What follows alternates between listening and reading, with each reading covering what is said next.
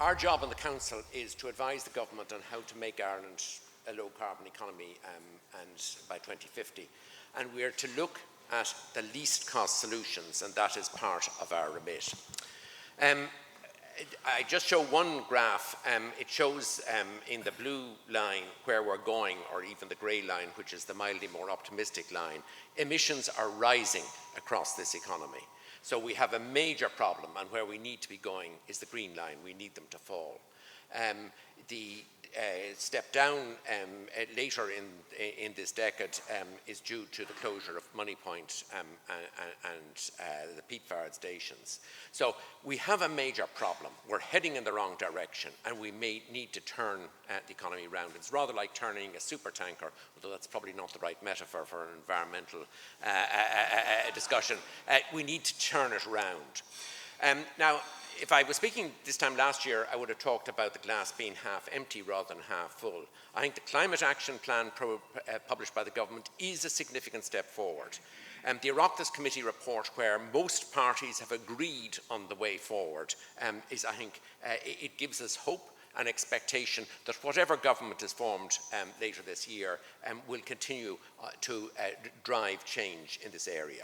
The commitment in the Oireachtas Committee report to rising carbon taxes is an important signal, and the improved governance and commitment to climate change. But there's still a long way to go. Emissions are rising. We've got to reduce by 40% by 2030.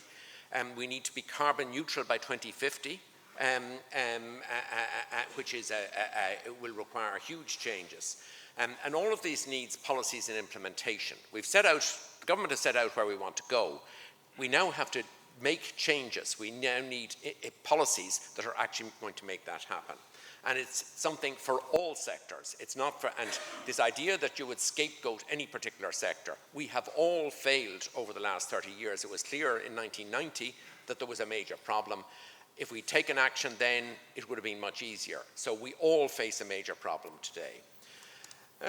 The challenge, there are dramatic changes happening because of human behaviour, and even if we stopped all carbon dioxide emissions today, and there were no further emissions, the temperature is likely to continue to rise for a long time into the future, out to 2050 and beyond. So the safe stopping distance is like when you're braking. The safe stopping distance is very long. And the impact will become much more severe as the century progresses. The cost to Ireland, the cost to the world in terms of disruption to society and economies. So the burden will fall on coming generations much more than our generations. I think I'll just about be dead before the crisis really hits. But for the younger in the audience, it will be a problem, and then for our children and grandchildren. However, there will be benefits to taking action today in terms of air quality, better insulated homes. So it's not all negative, but the reason for doing it is the future.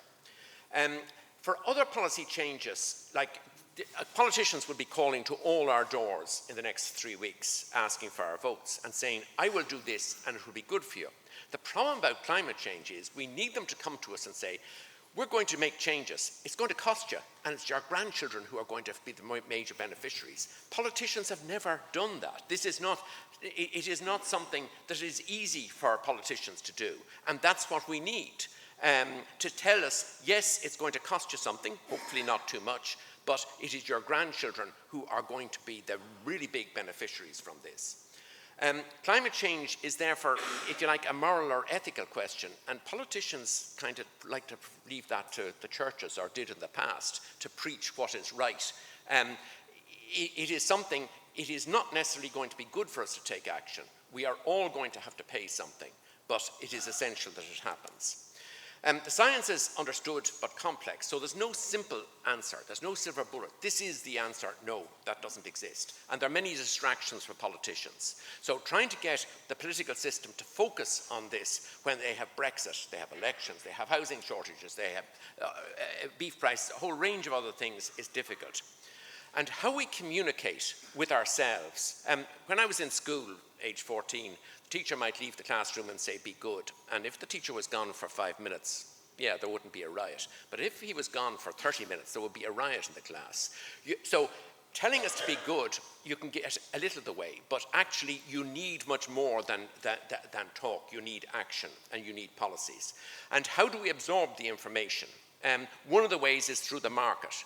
It is through price, and I don't know whether you've read the papal encyclical Laudato Si, which is actually a very strong statement, not just to the Catholics, but not just to Christians, but to everybody about the need to change. But the Pope isn't very hot on markets. I'm afraid his economics isn't great.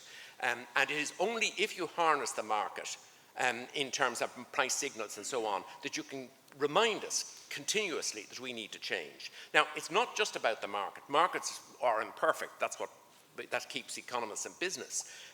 So there are many other approaches needed, but unless we use the market, we're not going to change. If we don't pay attention to who's going to suffer, who's going to have to pay most, it's not just, you're not going to get buy-in. So it is essential to look at the distributional effects, to minimize the cost, especially to those on lower incomes. And it's a focus in recycling the carbon tax, and we need to consider the effects on some workers and sectors. We see in particular in terms of peat. And the new EU proposal is a 10 trillion, it's some vast sum of money, and a significant part of which is there to compensate in particular coal miners. Peat would be a very small part of that. But if a particular sector, whether it is mining, peat extraction, if it were to be farming, although I don't think it would be, if some sector is to be particularly badly hit, then you have to make sure that they are insulated from that. So getting it right, and then internationally, we have a duty as one of the richest countries in the world to help in the transition in the poorer parts of the world who are going to be much worse hit than we are. Before going on to agriculture, I should say I'm going to focus on agriculture because of who I'm talking to, but we need a huge change in transport, in households, in industry, and actually the ask in, for example, transport and in the household sector is a 45 to 55% reduction in emissions by 2030. It's huge.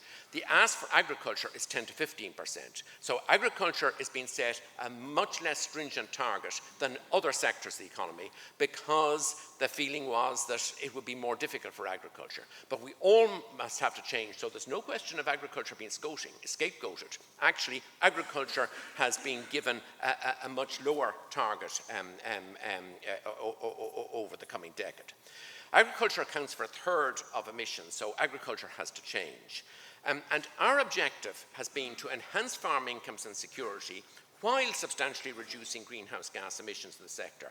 We believe that, certainly over the coming decade, it is possible for a win-win, which would leave the agricultural community better off and emissions substantially down in agriculture.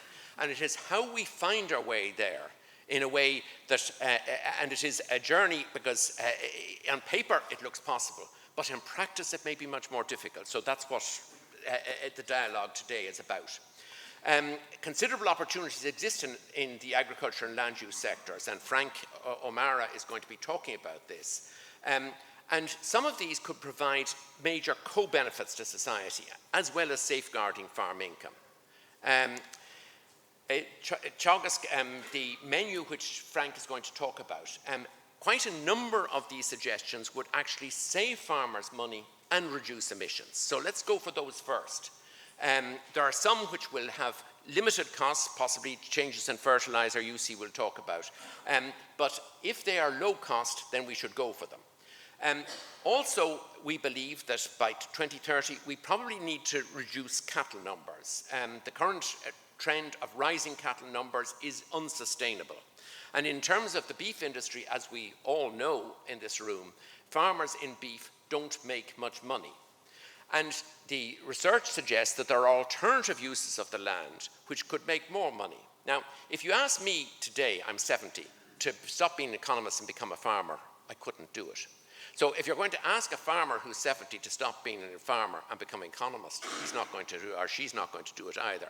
So this is not something that can happen overnight, but there are opportunities there to change land use, where the land use may be woodland, maybe increased hedgerows or whatever, which will suck carbon out of the atmosphere, and make farmers more money than producing beef. And the prospects for beef long term are very poor in terms of the commercial outlook. So there is a possibility of a win-win which would involve reducing cattle numbers, in particular in the beef sector.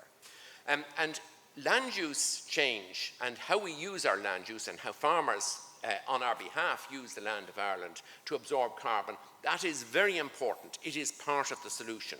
And we must make it profitable, and I'll come back to this,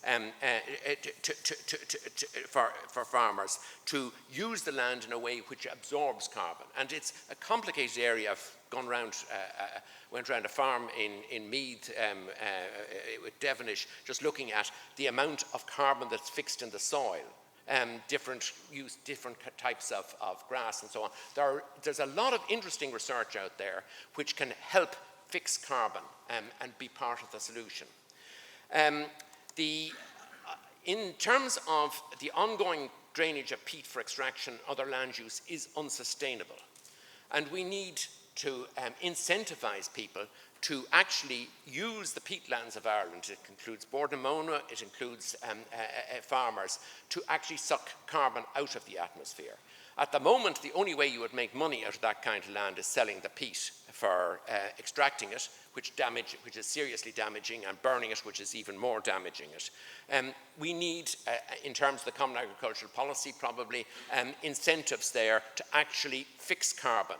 And like, if you think of Bordnamona, they always make money out of selling peat. They're not going to make any money if they actually start reflooding their bogs. We have to make sure that that is remunerated.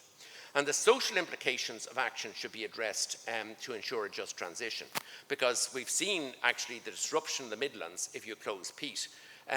It sends a very bad message if there's a small community which is badly affected and nobody cares. So that must be addressed if we're to succeed. One issue is verification.